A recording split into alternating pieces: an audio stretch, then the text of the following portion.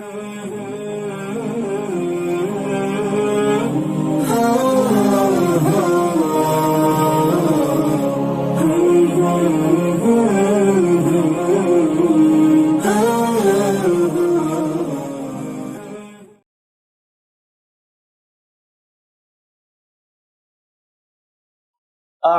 بالله السميع العليم من الشيطان الرجيم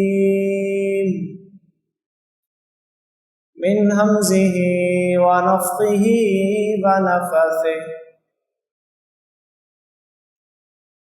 يا أيها الذين آمنوا كتب عليكم الصيام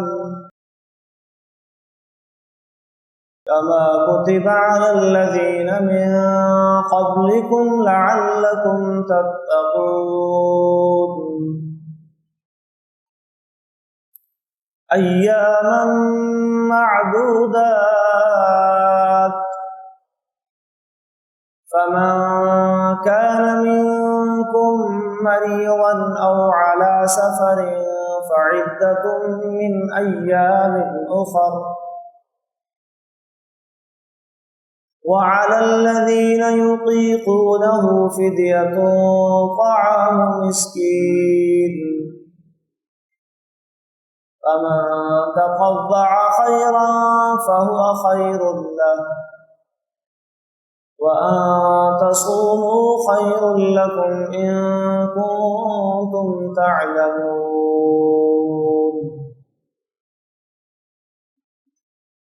قال النبي صلى الله عليه وآله وسلم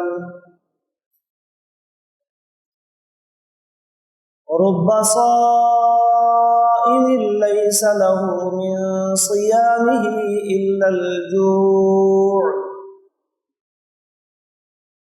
ورب قائم ليس له من قيامه إلا السهر رواه ابن ماجہ۔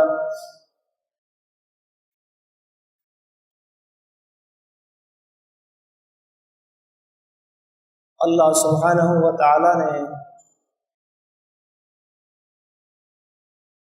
ہمیں مختلف قسم کی عبادات عطا فرمائی ہیں۔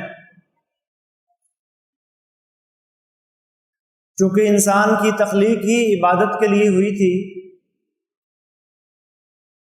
تو اللہ سبحانہ و تعالی نے عبادت کو کسی ایک خاص صورت میں محدود نہیں فرمایا تاکہ انسان اکتاہٹ کا شکار نہ ہو جائے۔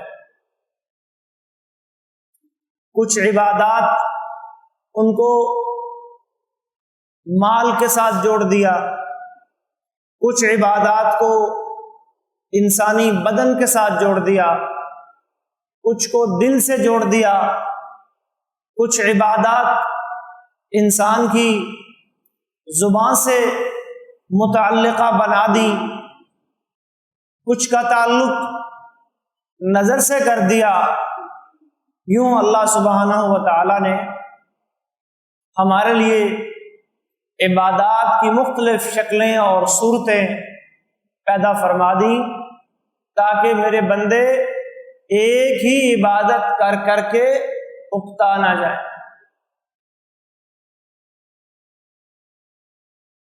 پھر یہ عبادات جو اللہ تبارک و تعالی نے ہمیں عطا فرمائی ہیں،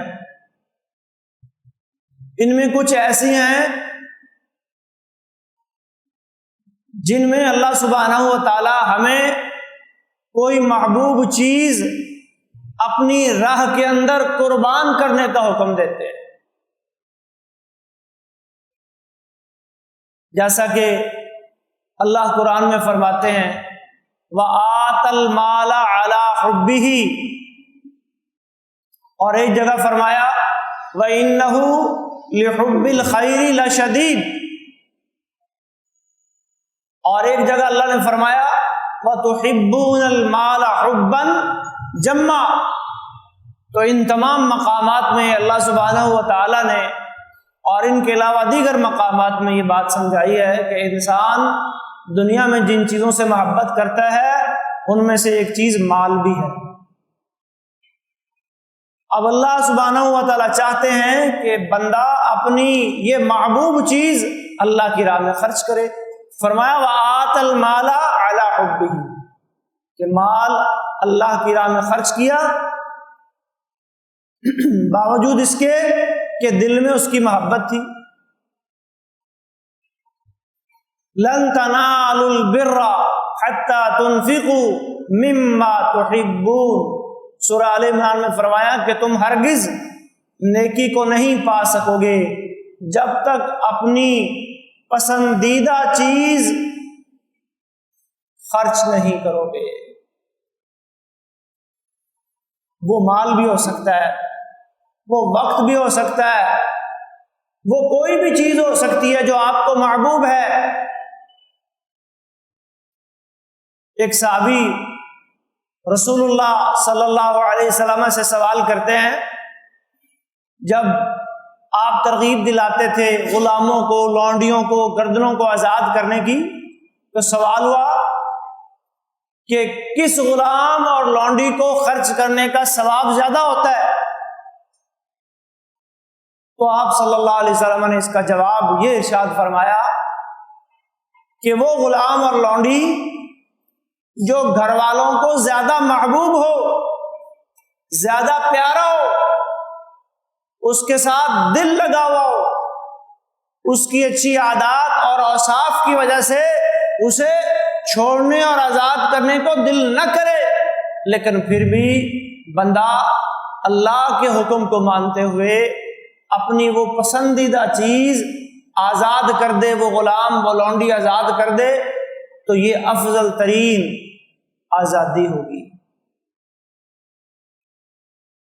تو عبادات کی ایک قسم یہ بھی ہے کہ بندہ اپنی پسندیدہ اور محبوب چیزیں جتنی بھی اس کی نگاہ کے اندر اس دنیا میں ہیں انہیں اللہ کی رضا کے لیے قربان کر دے۔ عبادات کی ایک اور صورت اللہ سبحانہ و تعالیٰ نے یہ بھی بنائی ہے کہ کچھ پسندیدہ اور محبوب چیزیں ان سے آپ نے بچنا ہے، بڑی پیاری ہیں، بڑی اچھی ہیں، دل کو بڑا بھاتی ہیں، من کرتا ہے ان کو استعمال کرنے کو، لیکن آپ نے ان سے اجتناب کرنا ہے، بچنا ہے، ان محبوب چیزوں کو ترک کرنا ہے۔ جیسا کہ روزہ، اب کھانا اور پینا بندے کو بڑا اچھا لگتا ہے، بھوک اور پیاس برداشت کرنا انسان کے لیے مشکل ہوتا ہے،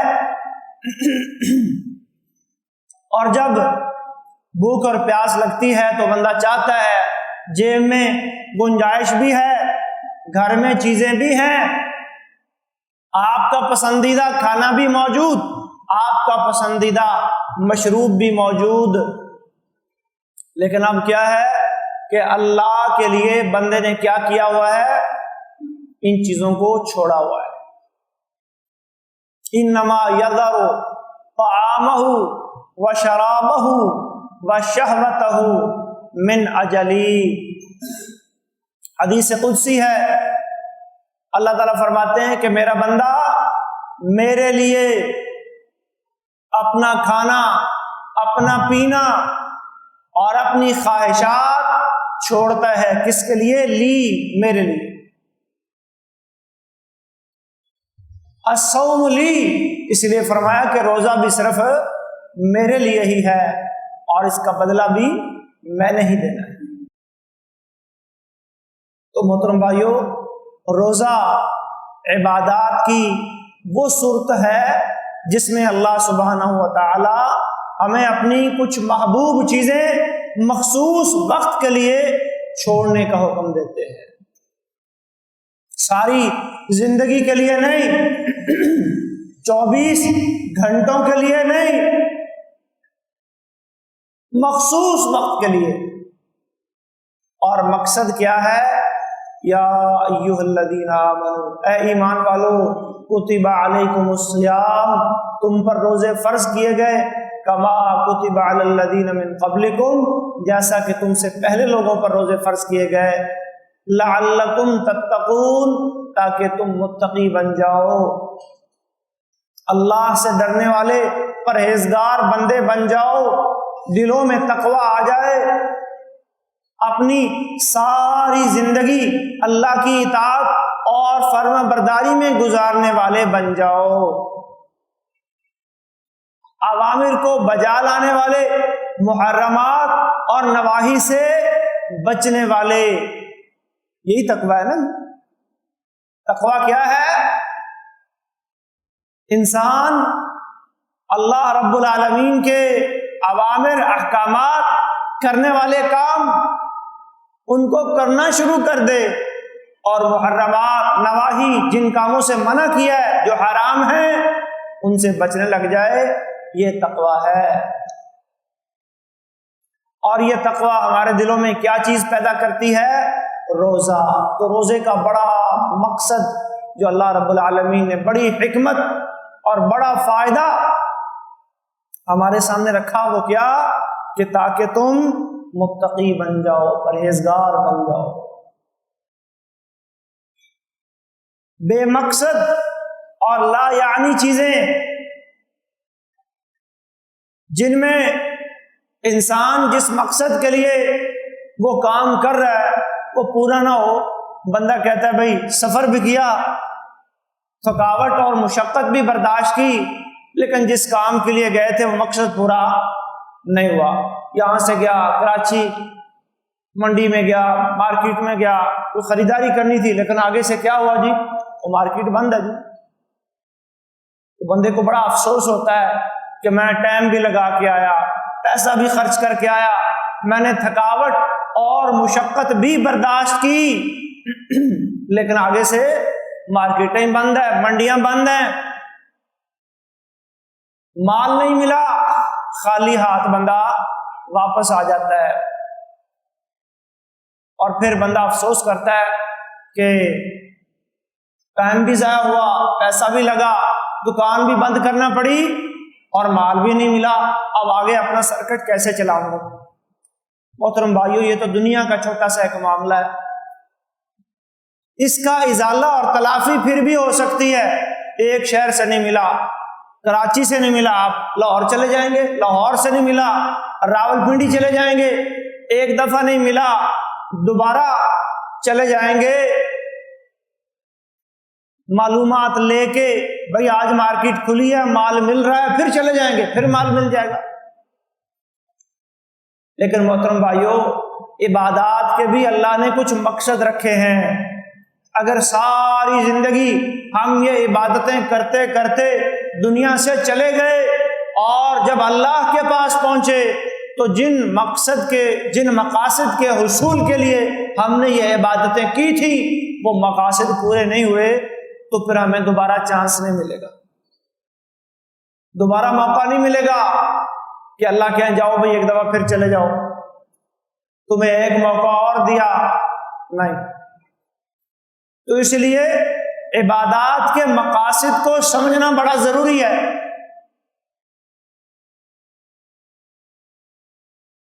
تو ایک مقصد جو روزے کا اللہ رب العالمین نے یہاں بیان فرمایا وہ کیا ہے؟ لعلکم تتقون، تاکہ تمہارے اندر تقوی پیدا ہو جائے۔ اور اگر بغیر کسی مقصد اور بغیر کسی ماٹو کے عبادت کی جائے، پتہ ہی نہ ہو میں روزہ کیوں رکھ رہا ہوں، روزے میں کیا مقصدیت ہے، بس صبح سحری کھا لی، شام کو افطاری کر لی، اس کے آداب، اس کے تقاضے، روزے کے اثرات جو بندے کے اوپر انفرادی اور معاشرے کے اوپر اجتماعی طور پر مرتب ہونے تھے، وہ کوئی نتیجہ، کوئی رزلٹ، کوئی اثر سامنے نہ آیا، تو پھر محترم بھائیوں ایسا بھی ہو سکتا ہے کہ یہ عبادتیں ضائع ہو جائیں۔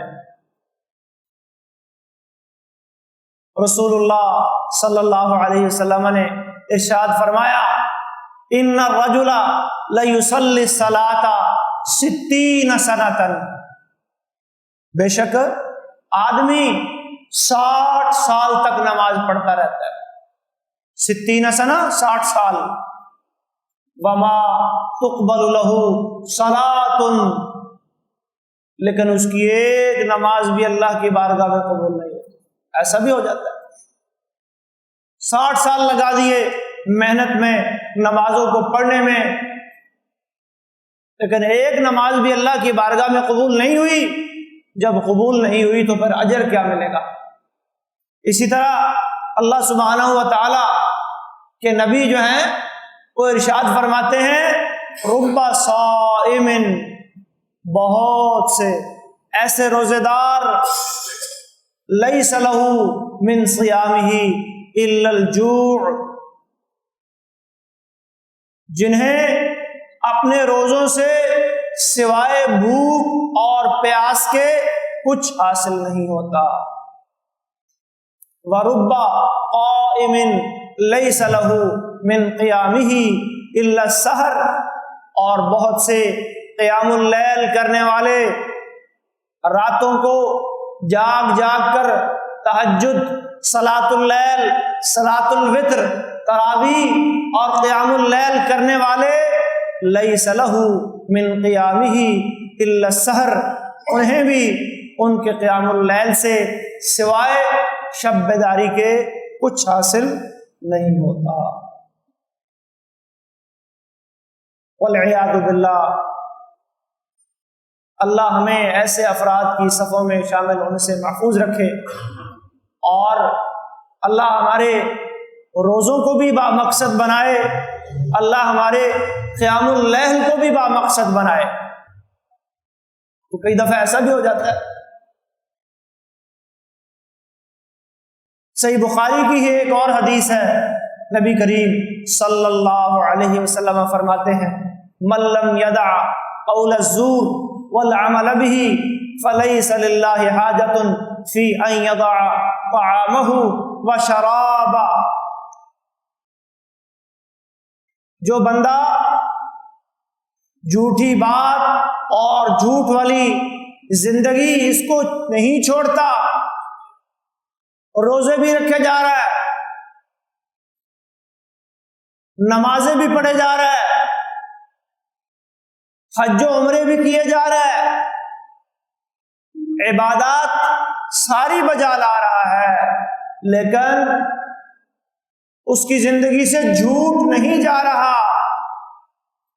دھوکہ، دغا بازی اور فریب اس کے معاملات سے، اس کے کاروبار سے، اس کی باتوں، اس کے اقوال و افعال سے نہیں جا رہا، تو نبی اکرم صلی اللہ علیہ وسلم ارشاد فرماتے ہیں، فَلَيْسَ لِلَّهِ حَاجَةٌ فِي أَن يَضَعَ طَعَامَهُ وَشَرَابَهُ، تو پھر اللہ کو اس کے کھانا اور پینا چھوڑنے کی، اس کے بھوک اور پیاس کی اللہ کو کوئی ضرورت نہیں۔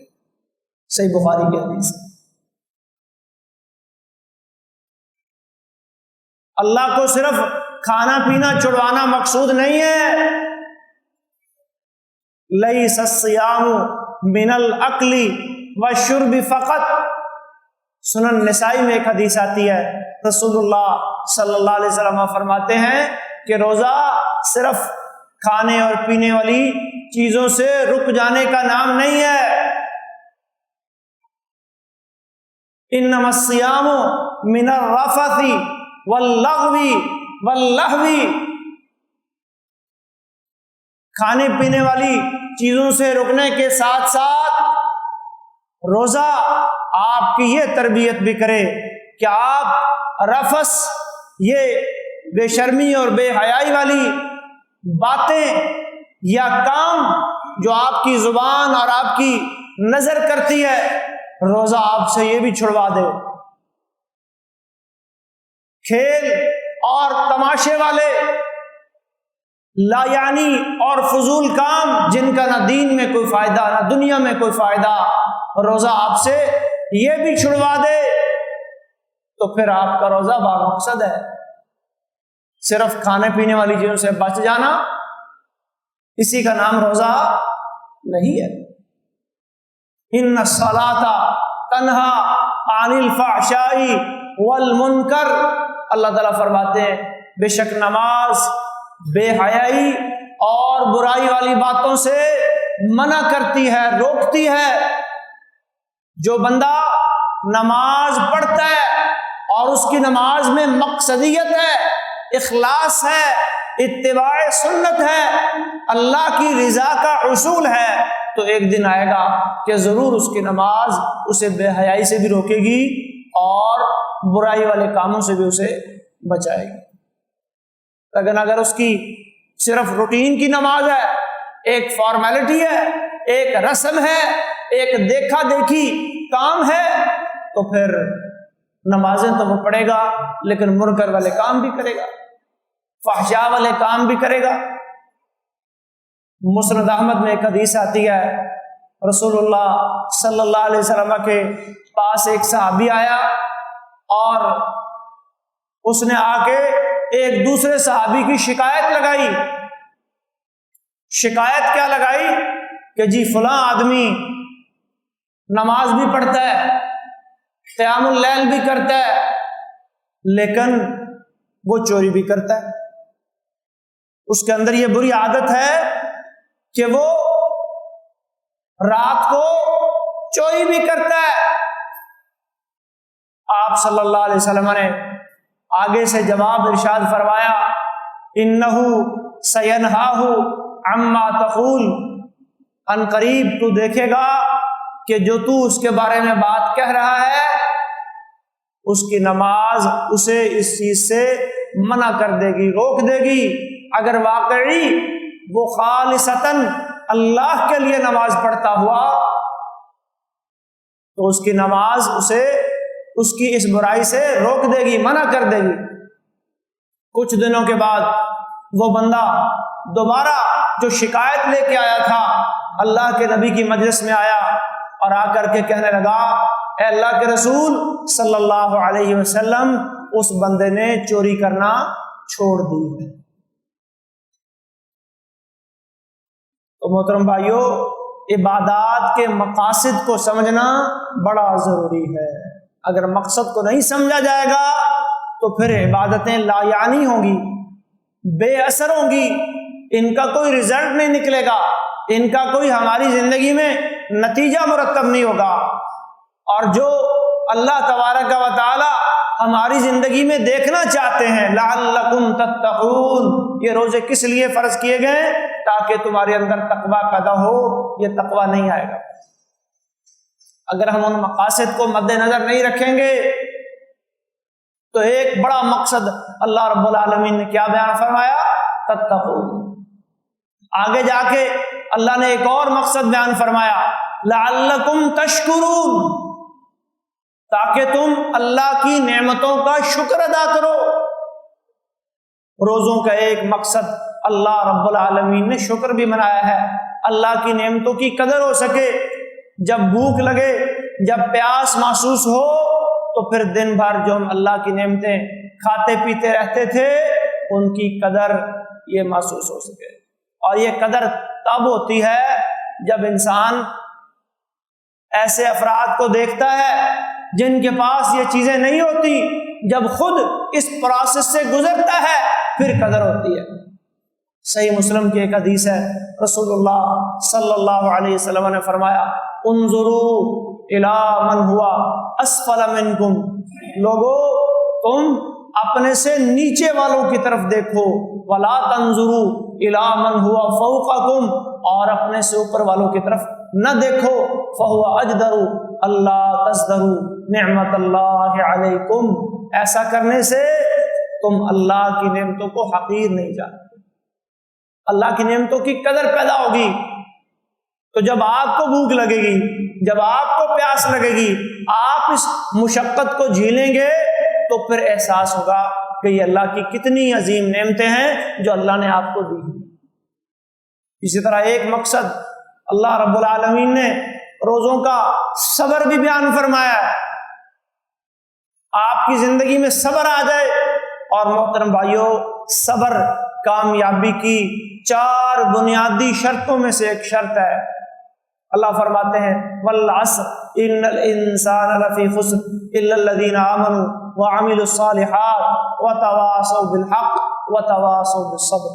زمانے کی قسم تمام لوگ خسارے میں ہیں، گھاٹے اور نقصان میں ہیں، اور وہ لوگ خسارے سے بچیں گے، نقصان سے بچیں گے، آمنو جو ایمان لائے، وعملوا الصالحات انہوں نے نیک عمل کیے، وتواصوا بالحق انہوں نے ایک دوسرے کو حق بات کی، تلقین کی، دعوت والا کام کیا، وتواصوا بالصبر اور صبر کیا بھی اور صبر کی تلقین بھی۔ تو صبر کامیاب ہونے کے لیے بڑا ضروری ہے۔ تو روزے کا ایک مقصد یہ بھی ہے، اللہ ہمیں صابر بنانا چاہتے ہیں۔ جب صبر آئے گا تو پھر شکر آئے گا، اور اگر صبر نہیں ہوگا تو پھر شکر بھی نہیں ہوگا۔ اور بندہ مومن اس کے لیے تو اللہ رب العالمین نے ہر حال میں خیر ہی خیر رکھی ہے۔ صہیب رومی رضی اللہ تعالیٰ عنہ بیان کرتے ہیں، رسول اللہ صلی اللہ علیہ وسلم نے فرمایا،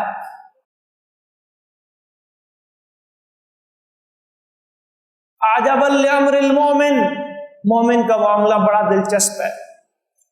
ان امرہ کلہ لہ خیر، اس کے لیے سارے کے سارے معاملے میں خیر ہی خیر ہے، ہر حال کے اندر مومن کے لیے بھلائی ہی بھلائی ہے۔ مومن کبھی بھلائی سے محروم نہیں ہوتا، ہر حال میں ہر کیفیت میں اس کے لیے بھلائی ہی بھلائی ہے۔ ان اصابتہ سراء فشکر فکان خیرا لہ، اگر اس پر کوئی خوشحالی کوئی نعمت آتی ہے اللہ کی طرف سے وہ اللہ کا شکر ادا کرتا ہے، یہ بھی اس کے لیے بہتر ہے۔ وَإِنْ أَصَابَتْهُ ضَرَّاءٌ، اور اگر اس پر کوئی تنگی کوئی تکلیف آتی ہے، فَصَبَرَ، وہ صبر کرتا ہے، فَكَانَ خَيْرًا لَهُ، تو یہ بھی اس کے لیے کیا ہے، بہتر۔ تو ایک مقصد صبر بھی ہے، ایثار کو بھی ایک مقصد بنایا گیا ہے، دوسروں کو اپنے اوپر ترجیح دینا، وَيُؤْثِرُونَ عَلَىٰ أَنفُسِهِمْ وَلَوْ كَانَ بِهِمْ خَصَاصَةٌ۔ اللہ قرآن میں فرماتے ہیں، سورہ حشر کی آیت ہے،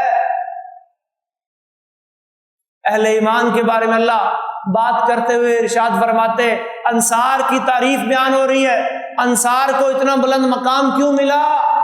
وہ اپنے آپ پر دوسروں کو ترجیح دیتے ہیں، خواہ خود بھوک لگی ہوئی ہو، خود پیاس لگی ہو، خود کسی فاقے اور تنگ دستی کا شکار ہو،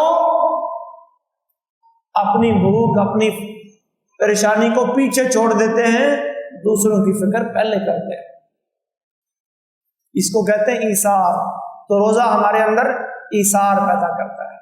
اللہ رب العالمین نے جس طرح روزے کا رکھنے کا بڑا ہی اجر اور بڑا ہی ثواب آپ صلی اللہ علیہ وسلم نے بیان فرمایا ہے، اسی طرح روزہ کھلوانے کا بھی اجر بیان فرمایا ہے۔ من فطر صائما، جس نے کسی روزے دار کو روزہ کھلوایا، کیونکہ روزے دار بھوکا بھی ہوتا ہے، روزے دار کو پیاس بھی لگی ہوتی ہے، تو اس کی بھوک اور پیاس کو دور کیا، اس کے لیے بھی اتنا ہی اجر ہے جتنا اجر اس روزہ رکھنے والے کو ملے گا، اتنا اجر اس روزہ کھلوانے والے کو۔ تو رمضان کے مہینے میں کوشش کیجئے کہ خود بھی اللہ کے اس حکم پر عمل کرتے ہوئے روزے رکھیے، اور روزے داروں کے روزے کھلوائیے بھی، اور ڈبل ڈبل اجر اور ثواب حاصل کرنے کی کوشش کریں، اپنے روزوں کا اجر بھی اور جن کا کھلوائیں گے ان کے روزوں کا اجر بھی۔ دیکھیں اللہ نے ثواب دینے کے کیسے کیسے مواقع رمضان کے اس بابرکت مہینے میں ہمارے لیے بنا دیے کہ روزہ رکھیں اور بلا حساب بے شمار اجر پائیں، اور روزہ کھلوائیں تو جو ثواب روزہ رکھنے والے کو ملے گا وہی ثواب روزہ کھلوانے والے کو ملے گا۔ تو یہ ایثار کا مہینہ، ایثار ایک بڑا مقصد ہے روزوں کے مقاصد میں سے۔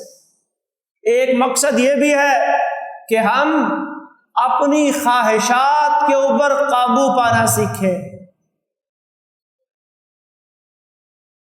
اپنی خواہشات کو اللہ اور اس کے رسول کی مرضی اور خواہش کے تابع بنا لیں۔ رسول اللہ صلی اللہ علیہ وآلہ وسلم نے روزے کو وجاء للنفس قرار دیا ہے۔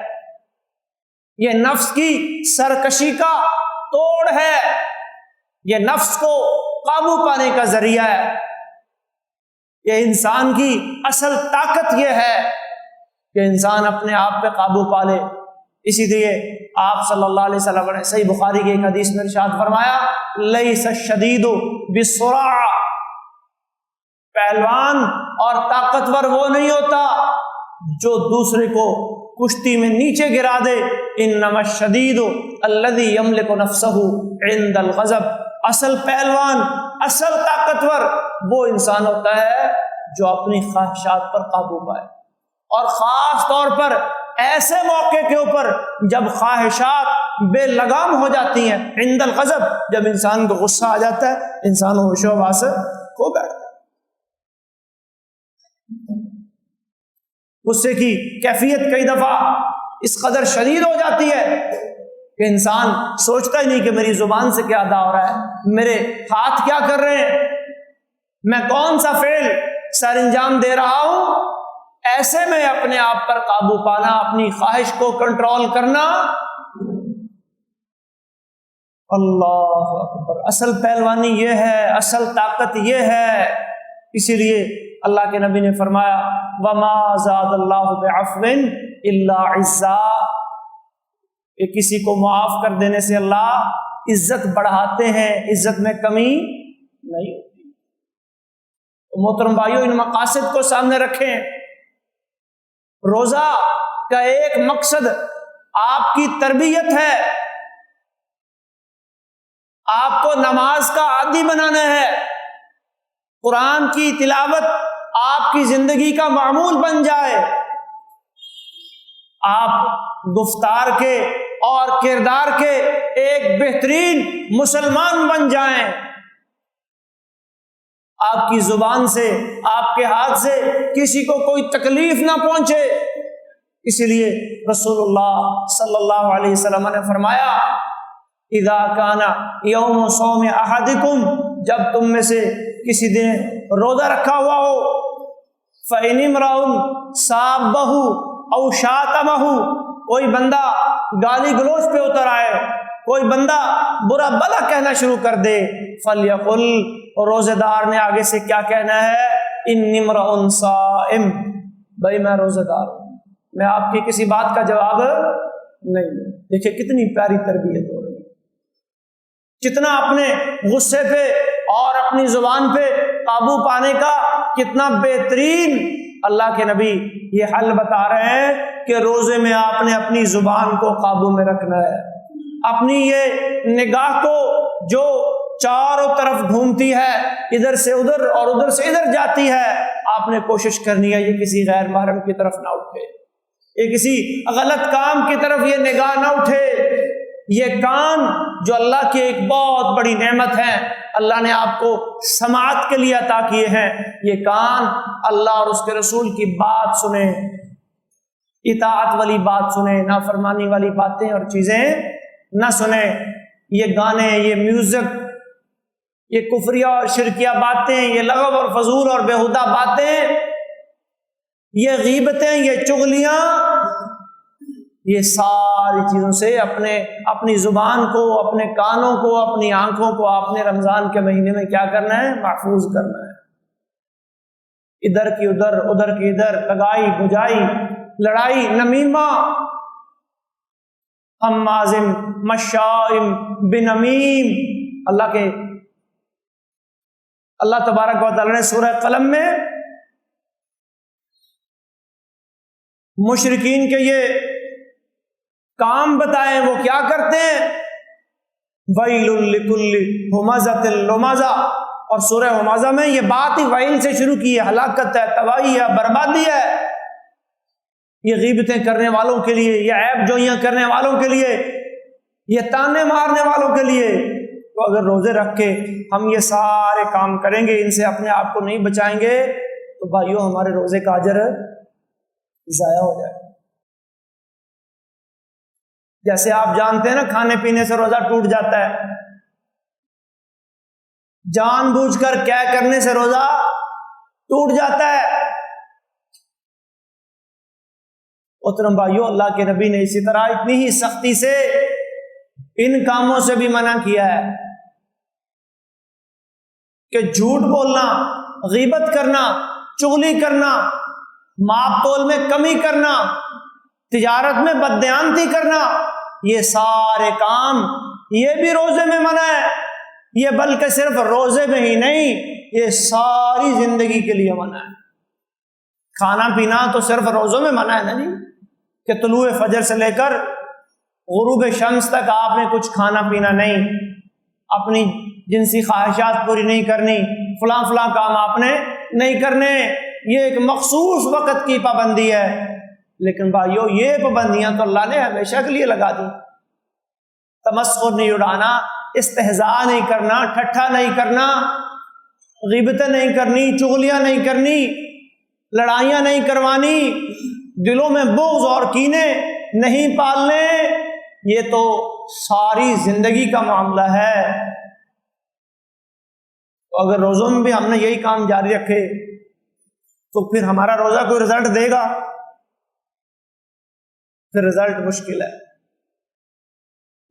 اپنے روزوں کو بامقصد بنائیں، روزوں کے مقاصد کو سمجھیں. روزوں کا ایک مقصد یہ آپ کی تربیت ہے. یہ تربیت کا اللہ نے ہمیں مہینہ دیا ہے.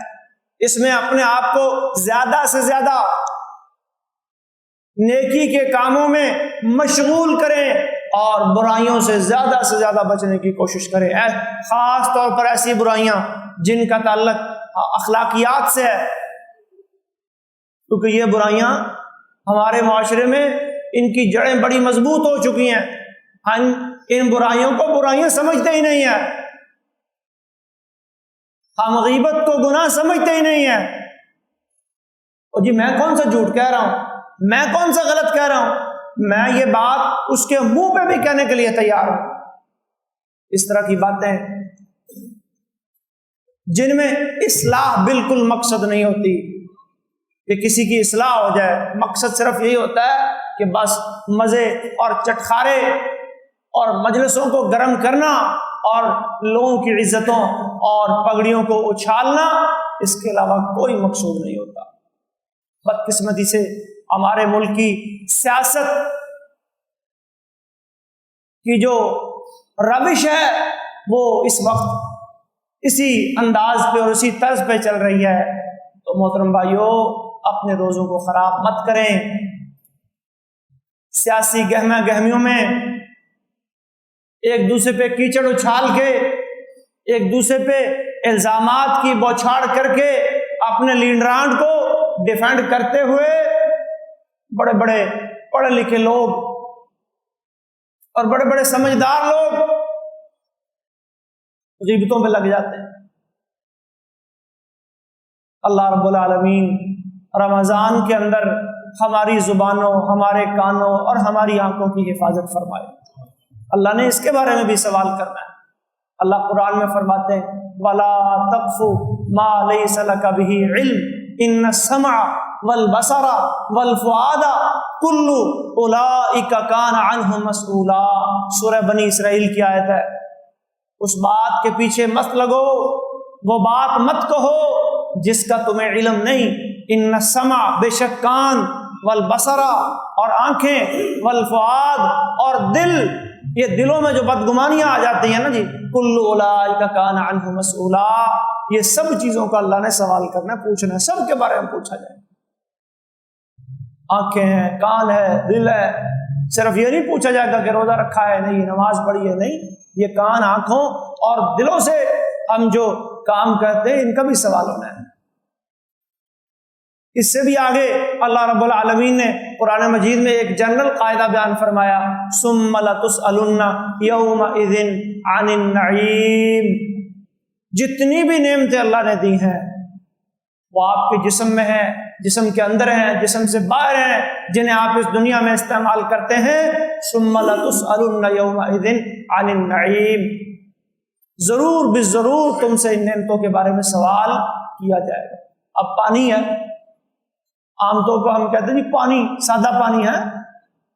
صحیح مسلم میں ایک حدیث آتی ہے، اللہ رب العالمین جب قیامت کے دن اپنے بندے کو اپنے سامنے کھڑا کر کے سوال کریں گے نا جی، اور آمنے سامنے سوال ہو رہے ہیں، ان سوالوں میں اللہ یہ بات ارشاد فرمائیں گے کہ اے بندے، علم نرویکا ماء باردہ، ہم نے تمہیں ٹھنڈے پانی سے سیراب نہیں کیا تھا، ٹھنڈا پانی پینے کے لیے نہیں کیا، تو ٹھنڈا پانی بھی اللہ کی ایک نعمت ہے، تو اس نعمت کا بھی سوال ہونا ہے۔ اس میں بھی اسراف اللہ کو پسند نہیں ہے، کلوا واشربوا ولا تسرفوا۔ روزوں کے اندر آ کے لوگ اپنا سارا زور کھانے پینے والی چیزوں، آپ اچھا کھائیں اچھا پئیں، لیکن روزوں کا بنیادی مقصد صرف اسی کو نہ بنا رہے ہیں کہ صبح سحری میں کون کون سی ڈشیں ہونی ہیں اور شام کو افطاری میں کون کون سی ڈشیں ہونی ہیں، روٹین کی آپ کوئی اچھی افطاری لائیں، اپنی جیب اپنی استطاعت اور ہمت کے مطابق اچھی سحری کریں، لیکن اپنا سارا دن انہی کاموں کے پیچھے مرد ان چیزوں کو مہیا کرنے میں اور خواتین پھر ان چیزوں کو تیار کرنے میں اپنا سارا روزہ جو ہے وہ ان کا گزر جاتا ہے۔ قرآن کی تلاوت بھی گئی، ذکر و اذکار بھی گئے، اور افطار کا جو وقت قبولیت کا وقت ہوتا ہے اس میں وہ گھر کے اندر یہ شور ہوتا ہے، او جی فلاں چیز کم رہ گئی، فلاں کیوں نہیں بنائی آج، فلاں، بھئی جو اللہ نے دسترخوان پر دے دیا ہے اس پہ شکر بجا لاؤ، تھوڑا موقع دعا کے لیے بھی وقت بچاؤ۔ خواتین کی حالت یہ ہوتی ہے کہ وہ اذان ہو جاتی ہے اور وہ بھاگ رہی ہوتی، کبھی کچن میں آ رہی ہیں کبھی کچن سے جا رہی ہیں، سارا دن ایسے گزر جاتا ہے۔ بخاری شریف میں ایک حدیث آتی ہے، ایک واقعہ آتا ہے حضرت عبد الرحمن ابن عوف رضی اللہ تعالی عنہ، یہ رسول اللہ صلی اللہ علیہ وسلم کی زندگی کے بعد کا واقعہ ہے، یہ خلافت راشدہ کے ان دنوں کا واقعہ ہے جب مسلمانوں میں تھوڑی خوشحالی آ گئی تھی، روم اور ایران کے علاقے فتح ہو گئے تھے، سونے چاندی کے خزانوں کے ڈھیر مسجد نبی میں لگ گئے تھے، صحابہ کی مالی حالت کافی بہتر ہو گئی تھی، تو ایک دن انہوں نے روزہ رکھا ہوا تھا، نفلی روزہ، اور شام کو جب افطار کا وقت ہوا دسترخوان پہ بیٹھے تو دیکھا کہ طرح طرح کی ڈشیں آئی پڑی ہیں، الوان الطعام، مختلف قسموں کے کھانے آئے پڑے، تو جب مختلف قسموں کے کھانے دیکھے تو انہیں اپنا وہ ماضی کا وقت یاد آ گیا، رسول اللہ صلی اللہ علیہ وسلم کے ساتھ بیتے ہوئے وہ دن یاد آ گئے کہ وہ مصعب بن عمیر جب غزوہ احد میں شہید ہوئے اور انہیں دفن کرنے لگے تو ان کے پاس پورا کفن بھی نہیں تھا، صرف ایک چادر تھی، اور وہ چادر اگر سر پہ دی جاتی تو پاؤں ننگے ہو جاتے، پاؤں پہ دی جاتی تو سر ننگا ہو جاتا۔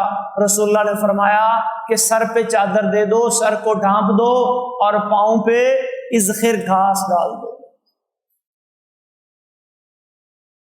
وہ رو دیے، ان کے دل میں ڈر پیدا ہو گیا، خوف آ گیا کہ کہیں ایسا تو نہیں کہ اللہ تبارک و تعالیٰ نے ہمیں ہماری ساری نیکیوں کا بدلہ اس دنیا کی زندگی میں دے دیا، سونا بھی آ گیا، چاندی بھی آ گئی، مال و دولت بھی آ گیا، رنگ و رنگ کے کھانے بھی آ گئے، کہیں ایسا تو نہیں؟ یہ خوف ان کے دلوں میں پیدا ہو گیا تھا۔ ویسے اللہ رب العالمین کا قاعدہ یہ ہے، سنت یہ ہے اللہ کی، صحیح مسلم کتاب الایمان میں حدیث آتی ہے، رسول اللہ صلی اللہ علیہ وسلم نے ارشاد فرمایا، ان اللہ لا یظلم مؤمن حسنا، کہ اللہ کسی مومن پر ایک نیکی کا اجر دینے میں ظلم نہیں کرتے، یعطا بہر رزق فی الدنیا ویثاب بہا فی الآخرہ، اللہ مومن کو اس نیکی کی وجہ سے دنیا میں بھی اجر و بدلے اچھے بدلے سے نوازتے ہیں، رزق عطا فرماتے ہیں۔ وَيُصَابُ بِهَا فِي الْآخِرَةِ، اور آخرت میں بھی اللہ رب العالمین اسی نیکی کے ایسے مومن کو ثواب بھی عطا فرمائیں گے۔ اما الکافر، کافر کے ساتھ یہ معاملہ نہیں ہوتا۔ یعطا بها ما عمل فی الدنیا، اگر اس نے دنیا میں کوئی اچھے کام دنیاوی حوالے سے کیے ہیں تو اللہ دنیا میں ہی اسے اس کی ان اچھے کاموں کا بدلہ عطا کر دیتے ہیں۔ اما فی الآخرہ فلیس لہ من نصیب، او کما قال علیہ الصلوۃ والسلام، آخرت میں اس کے لیے اجر و ثواب میں سے کوئی حصہ نہیں ہوگا۔ تو پھر صحابہ کیوں ڈرتے تھے؟ ان کے دلوں میں خوف آ جاتا تھا، ڈر آ جاتا تھا، کہیں ایسا نہ ہو کہ سارا کچھ ہم دنیا میں لے جائیں، آخرت میں ہمیں کم ملے۔ اتنی تڑپ، اتنا شوق تھا ان کے دلوں میں آخرت کا کہ کہیں ایسا تو نہیں معاملہ کہ دنیا میں ہم ان نعمتوں کا، ان نیکیوں کا پھل پا گئے، آخرت میں ہمیں محروم نہ کر دیے جائیں۔ تو یہ ڈر محترم بھائیوں ہمارے دلوں میں ہونا چاہیے۔ سورہ مومنون میں اللہ فرماتے ہیں ان الذین هم من خشیۃ ربهم مشفقون، کہ اہل ایمان اپنے رب سے ڈرنے والے ہوتے ہیں۔ والذین هم بآیات ربهم یؤمنون، رب کی نشانیوں اور احکامات پر یقین کرنے والے ہوتے ہیں۔ والذین یؤتون ما آتوا وقلوبهم وجلۃ، اللہ کی راہ میں دے بھی رہے ہوتے ہیں، دل پھر بھی ڈر رہے ہوتے ہیں۔ جب یہ آیات اتری، سنن ترمذی میں حدیث آتی ہے، حضرت عائشہ رضی اللہ تعالی عنہا نے نبی صلی اللہ علیہ وسلم نے پوچھا کہ اللہ کے رسول یہ ڈرنے والے لوگ کون ہیں؟ انہوں نے سمجھا شاید اس سے مراد گناہگار لوگ ہیں۔ عرض کی ہم الذین یسرقون، یہ وہ لوگ ہیں جو چوریاں کرتے ہیں، یزنون، بدکاریاں کرتے ہیں، یہ ان کی بات ہو رہی ہے، وہ ڈرتے ہیں۔ آپ صلی اللہ علیہ وسلم نے فرمایا نہیں عائشہ، یہ وہ لوگ نہیں ہیں۔ یہ کون لوگ ہیں؟ یصومون، یصلون، یتصدقون، یہ روزے رکھنے والے، نمازیں پڑھنے والے، صدقہ و خیرات کرنے والے لوگ ہیں۔ ان کو کس بات کا ڈر ہے؟ ان کو ڈر اس بات کا ہے کہ ہم یہ نیکیاں کر تو رہے ہیں، کہیں ہماری یہ نیکیاں ضائع نہ ہو جائیں، ہم ان کے اجر و ثواب سے محروم نہ ہو جائیں۔ تو یہ ڈر بھی اپنے دل میں رکھنا چاہیے۔ اس سے گھمنڈ نہیں آتا، غرور پیدا نہیں ہوتا دل میں کہ جی میں نے بڑا صدقہ کر لیا، میں نے بڑی خیرات کر لی، میں نے بڑی نمازیں پڑھ لی، میں نے بڑے روزے رکھ لیے، اب جنت میری پکی ہے۔ یہ بھی تو غرور ہے نا جی، اللہ کو غرور پسند نہیں ہے۔ مسلم شریف میں ایک واقعہ آتا ہے، بنی اسرائیل کا واقعہ ہے کہ دو بندے، ان میں سے ایک بڑا عابد اور زاہد، نیکی کے کاموں میں بڑھ چڑھ کے حصہ لینے والا، اور دوسرا مومن تو تھا لیکن اس میں کچھ عملی کوتاہیاں تھیں۔ تو یہ جو نیک تھا، عابد و زاہد تھا، یہ دوسرے بندے کو سمجھاتا رہتا تھا، نیکی کی دعوت دیتا رہتا تھا، تلقین کرتا رہتا تھا، برائیوں سے منع کرتا رہتا تھا۔ ایک دن اس نے کیا کہہ دیا، کبھی میں تجھے بڑا سمجھا لیا، میں نے بڑا دیکھ لیا تجھے میں نے، اور اللہ کی قسم اٹھا کے میں یہ کہتا ہوں کہ اللہ نے تیری بخشش نہیں کرنی۔ یہ کون کہہ رہا ہے؟ یہ وہ نیک آدمی، یہ عابد و زاہد آدمی، یہ مجاہدہ کرنے والا، یہ محنت کرنے والا بندہ کہہ رہا ہے کہ میں قسمم باللہ، حلفم باللہ کہتا ہوں کہ میں نے تو بخشا جانا ہے، میری تو بڑی نیکیاں ہیں، لیکن تیری اللہ نے مغفرت نہیں کرنی۔ تو گناہگار ہے، تو ان گناہوں کو چھوڑ نہیں رہا، تو ان برائیوں سے باز نہیں آ رہا۔ نبی کریم صلی اللہ علیہ وسلم نے فرمایا وہ دونوں فوت ہو گئے۔ اللہ کے سامنے پہنچے، روحیں پیش ہوتی ہیں نا، جاتی ہیں اللہ کے پاس۔ اللہ نے اس بندے سے پوچھا جس نے قسم اٹھا کے یہ بات کی تھی، تو کون ہوتا ہے؟ تجھے کس نے اختیار دیا یہ قسم اٹھانے کا کہ فلاں کی بخشش ہونی ہے یا نہیں. من ذا الذی یتعلی علی اللہ اغفر لفلان، کون ہے جو قسم اٹھا کر میرے بارے میں یہ کہتا ہے کہ میں نے فلاں کو معاف نہیں کرنا. قد غفرت لفلان وحبطت عملک، جا میں نے اس کو معاف کر دیا، تیرے سارے عمل برباد کر دیے. کیا آ گیا دل میں؟ غرور آ گیا، تکبر آ گیا. یہ نیکیاں بھی بس اوقات تکبر پیدا کر دیتی ہیں، غرور پیدا کر دیتی ہیں، گھمنڈ بندے کے دل میں پیدا کر دیتی ہیں. خوف ہونا چاہیے. ان کا علاج کیا ہے؟ یہ علاج صحابہ کرام نے بتایا.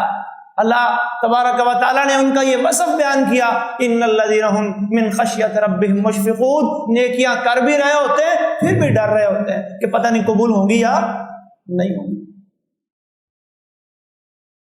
تو نیکیاں کرنی بھی ہے محترم بھائیوں، اور روزوں کے ان مقاصد کو بھی سامنے رکھنا ہے کہ روزہ ہمارے اندر تقویٰ پیدا کرے، صبر پیدا کرے، ایثار پیدا کرے، ہماری تربیت کرے، ہماری اخلاقی برائیوں کو دور کرے. جھوٹ، غیبت، چغلی، اس سے ہماری جان انشاءاللہ یہ روزہ ہی چھڑوائے گا. اگر ہم روزہ رسول اللہ صلی اللہ علیہ وسلم کے بتائے ہوئے طریقے کے مطابق رکھیں گے، یہ رزلٹ آئیں گے، یہ نتائج آپ دیکھیں گے. لیکن اگر صرف وہ فارمیلٹی سی رہی کہ صبح افطاری کر لی، صبح سحری کر لی، شام کو افطاری کر لی، اور دن بھر اپنے جو معمولات پہلے کی روٹین کی طرح ہے وہ چلا لیے، اور اگر کوئی زور لگایا تو آ جا کے سحری افطاری پہ زور لگا دیا کہ سحری اچھی سے اچھی اور افطاری اعلیٰ سے اعلیٰ ہو، باقی مقاصد کو مد نظر نہ رکھا، اپنے معاملات کو بہتر نہ بنایا، اپنی زبان کو اچھا نہ بنایا، اپنی نظر کو محفوظ نہ کیا، اپنے کانوں کو شیطانی موسیقی آلات سے محفوظ نہ کیا، تو پھر بھائیو یہ روزہ لا یعنی ہو جائے گا، یہ بیکار ہو جائے گا. پھر اللہ کے نبی ایسے ہی روزے کے بارے میں فرماتے ہیں، رب صائم لیس لہ من صیامہ الا الجوع. بہت سے روزے دار ایسے ہیں جو روزہ تو رکھتے ہیں لیکن بھوک اور پیاس کے سوا کچھ ہاتھ نہیں آئے گا. وَرُبَّ قَائِمٍ لَيْسَ لَهُ مِنْ قِيَامِهِ إِلَّا السَّحْرُ. اور بہت سے راتوں کو قیام کرنے والے جو تہجد اور صلاۃ اللیل تو پڑھتے ہیں لیکن سوائے شب بیداری کے کچھ ہاتھ نہیں آتا. اور انہی افراد کے بارے میں اللہ نے اس حدیث قدسی میں یہ بات ارشاد فرمائی کہ پھر ان کو لیس للہ حاجۃ فی ان یدع طعامہ وشرابہ، اللہ کو کوئی ضرورت نہیں ہے کہ یہ اپنا کھانا پینا چھوڑیں. اگر انہوں نے یہ چیزیں نہیں چھوڑنی، اگر انہوں نے حرام نہیں چھوڑنا، اگر انہوں نے غیبتیں نہیں چھوڑنی، انہوں نے جھوٹ نہیں چھوڑنا، انہوں نے چغلیاں نہیں چھوڑنی، انہوں نے بد نظریوں سے اجتناب نہیں کرنا، تو پھر کھانا پینا چھوڑنے کی بھی اللہ کو کوئی حاجت نہیں. اللہ نے کھانا پینا چھڑوایا ہی اس لیے تھا تاکہ یہ گناہوں سے باز آ جائیں، لعلکم تتقون. اللہ ہمیں ان مقاصد کو حاصل کرنے کی توفیق عطا فرمائے. وآخر دعوانا ان الحمد للہ رب العالمین. اقول قولی ھذا استغفر اللہ لی ولکم ولسائر المؤمنین واستغفروہ انہ هو الغفور الرحیم.